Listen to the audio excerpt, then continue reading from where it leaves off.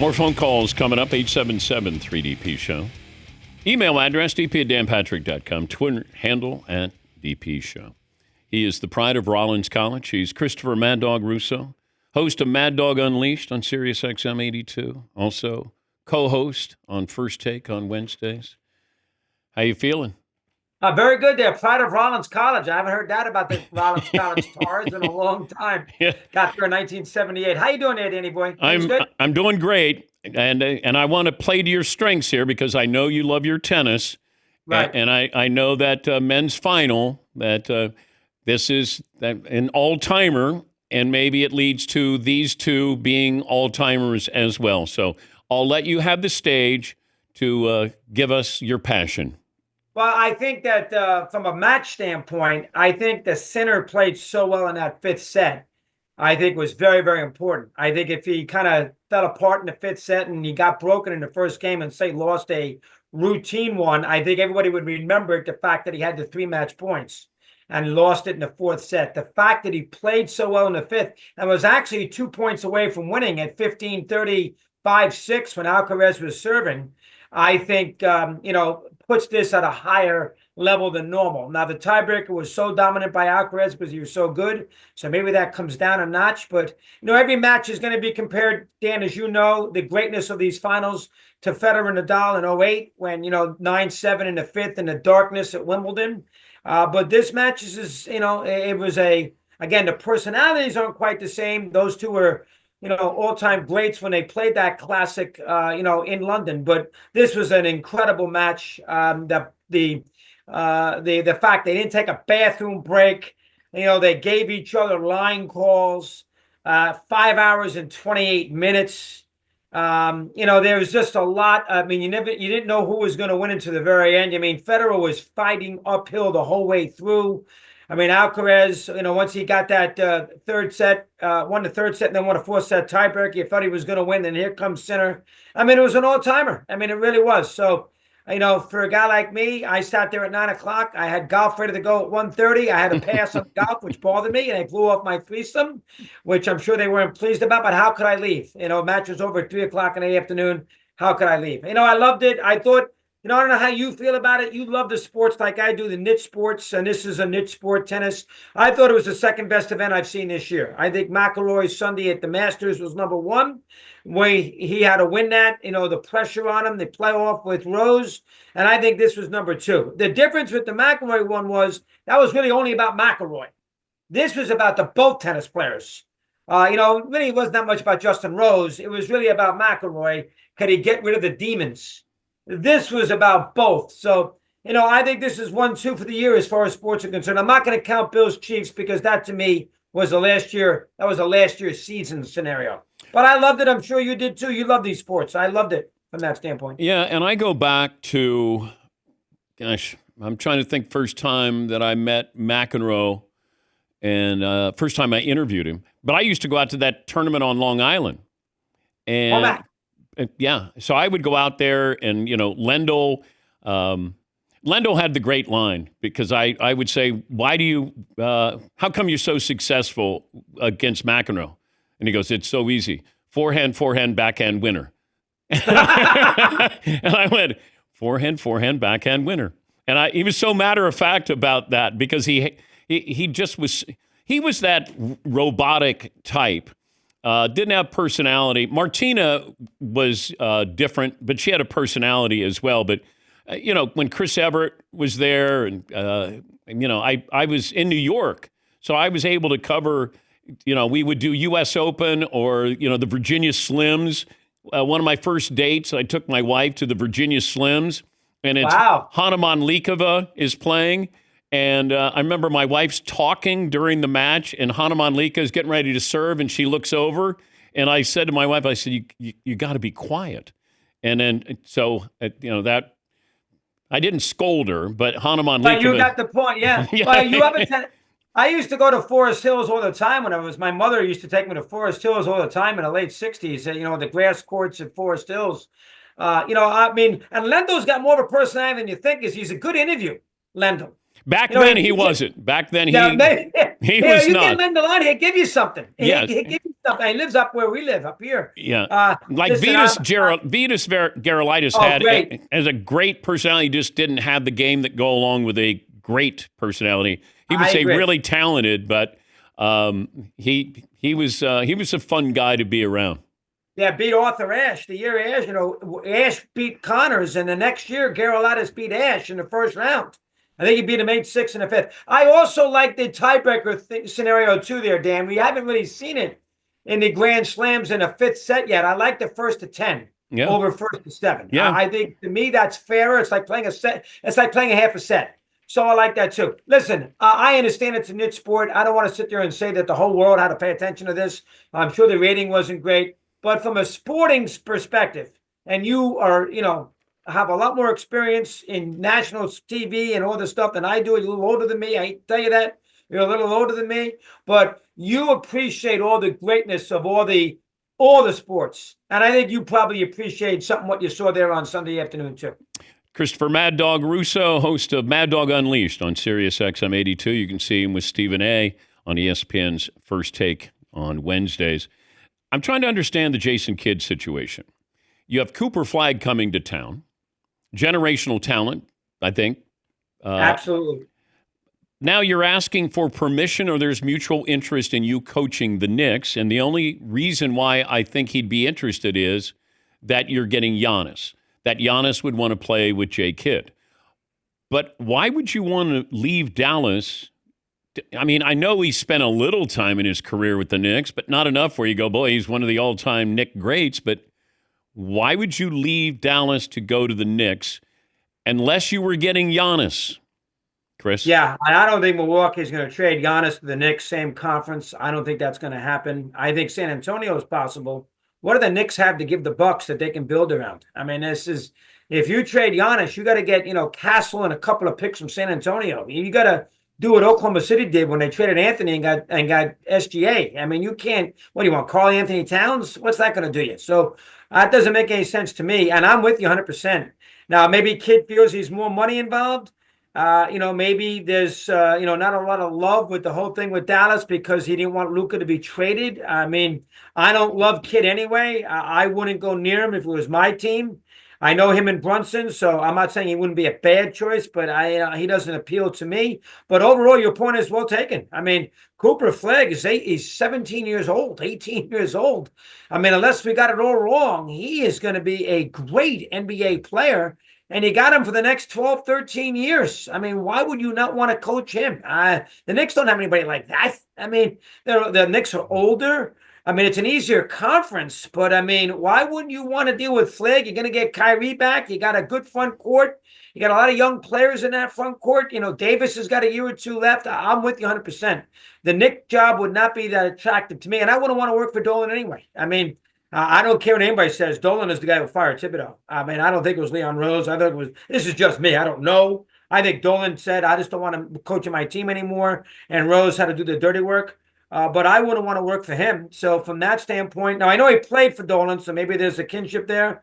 But overall, your point is well taken. Why would you want to leave the Mavericks? And it's a good organization. Despite the trade, it's a good organization, and they got the first pick in the draft. It's a good place to coach. You sort of get a little overshadowed by the Cowboys, which is good. The media is not going to be as rough on you. To me, I wouldn't leave. But it sounds like he's going to go. And I don't know about you. I don't think the Bucks. He's got 2 years left in his contract, not one. Why would the Bucks trade him to the Knicks for Karl Anthony Towns and a draft pick? Why would you do that? Shop him around to a team in the West to get a lot of young players. And San Antonio is perfect because they would probably give you Castle, and they probably would give you the 2nd and the 14th pick in the draft. That's what I would do if I was Milwaukee wanting to trade Giannis myself. That's what I would do.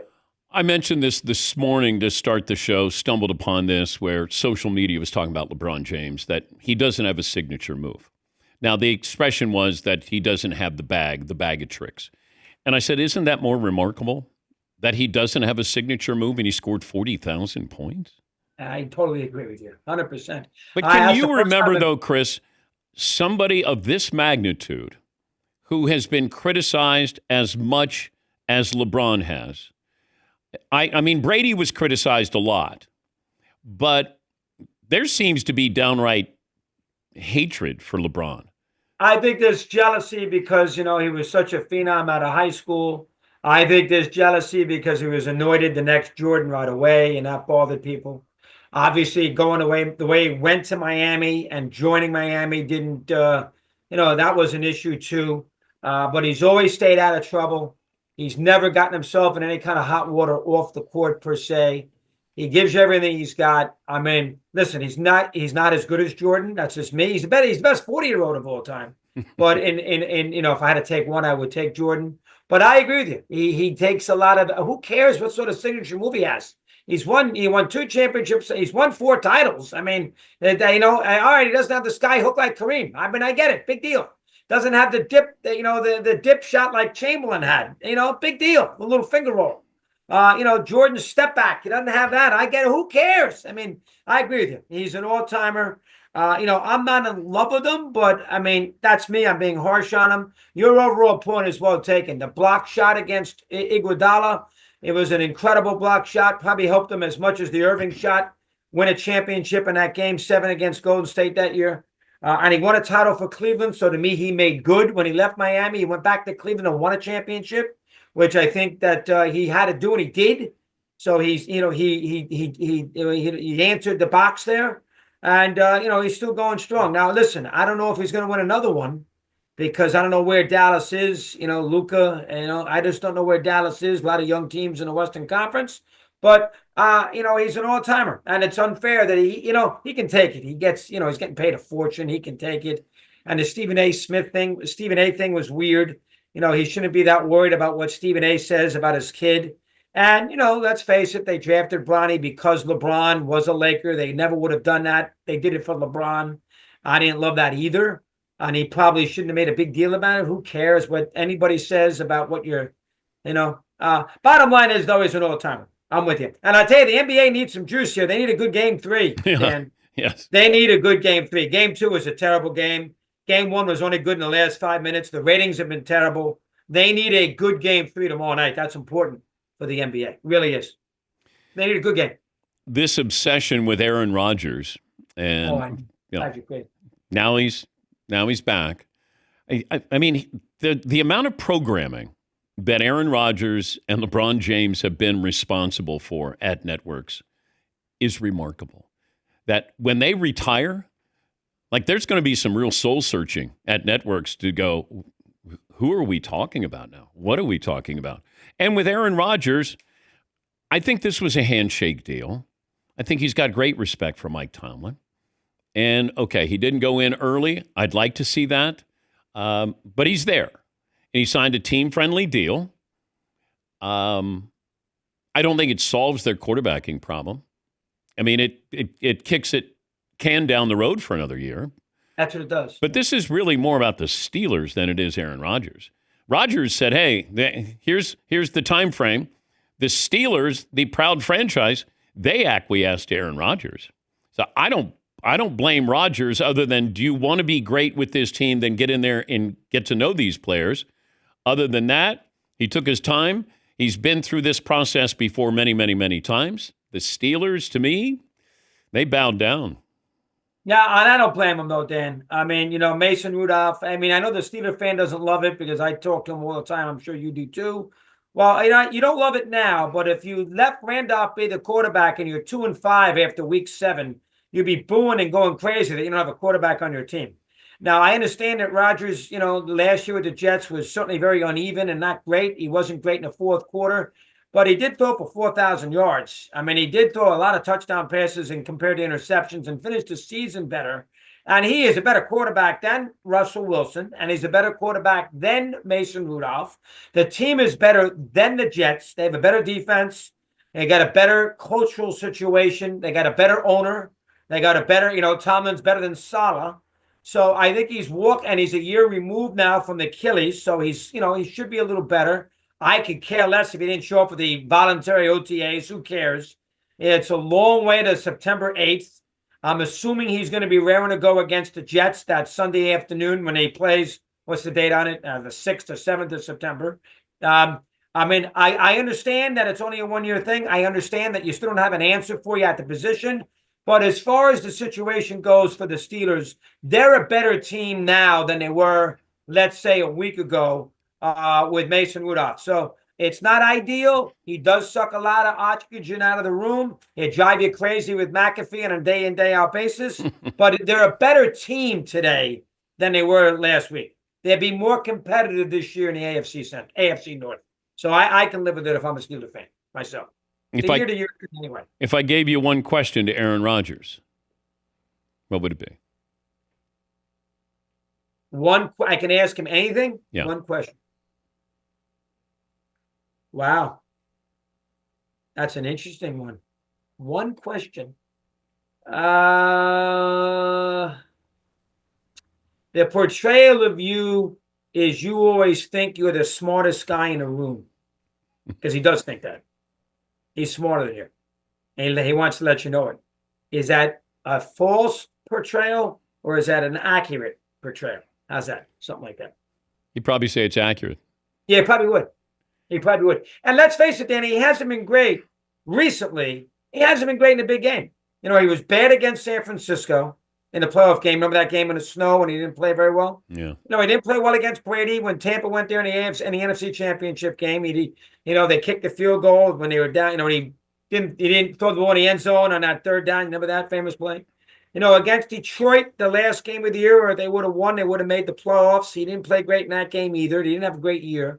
So he hasn't been great in the last 3 or 4 years, and he's 42 years of age. So if you're one of those who thinks that, he's way past his prime and he's no better than a little better than average, that's a hard one for you and me to argue if we think the Steelers are a better team with Rodgers at the quarterback spot. But the bottom line to me, I still think he's better than Wilson, and he's better than Mason Rudolph. So take your chances. Thanks for combing your hair for this appearance. Yeah, I did a little bit. I washed it, and I shaved, and I wore a nice sweater just for you. I'd bring the beard back. Yeah, maybe in the summertime. I'm going to Wimbledon for the first time. Did you know that? I did not. 2 days. Never been. I'll be there the first 2 days of the tournament. Not working as a fan. I think you'll be surprised when you go inside that it's smaller than what you think. Oh, really? Yeah, when I went to Notre Dame and I went to a game there first time, I got in there and it just felt smaller. Certain things on TV, they'll make it look larger. And you get in there and you're like, oh, wow. It's, like Fenway. First time you go to Fenway, absolutely, you're like, damn, that left field wall is right there. Yeah, and it's tiny. The city block, the whole bit. But walking around Wimbledon, it's wonderful. There's so much to see. Yeah, so much to see. Yeah. And I'm going to go the first 2 days. So if I don't say the first day, I'll be there so I can see Sinner one day because he'll be at the second seed, and I can see Alcaraz another day because they will split up the 2 seeds. So I'll be able to see both of them play. Have you played Oakmont? I have not. Okay. Have you? Yes. I hear it's great, right? It's impossibly hard. I wouldn't want to play it again. Too long? But I loved it. Long? It's just tough. It was just too tough. Yeah. In the rough, you're dead. In the rough, the greens are, lightning fast. If you're above the hole, forget it. That's where you tell somebody down at the bottom of the green, hey, would you stop my ball before it, rolls 50 yards? Yeah, but it'll be a challenge. And they make no excuses of they want this to be a challenge, and it certainly will be. Yeah, looking forward to it. Good job, Danny. We love you, big guy. Thank you, buddy. That's Christopher Mad Dog Russo. I like how Chris complimenting me. Good job. He's the best. Yeah. Mad Dog Unleashed, Sirius XM 82, and you can see him with Stephen A. Smith. All right, take a break. Last call for phone calls. What we learned, what's in store tomorrow after this.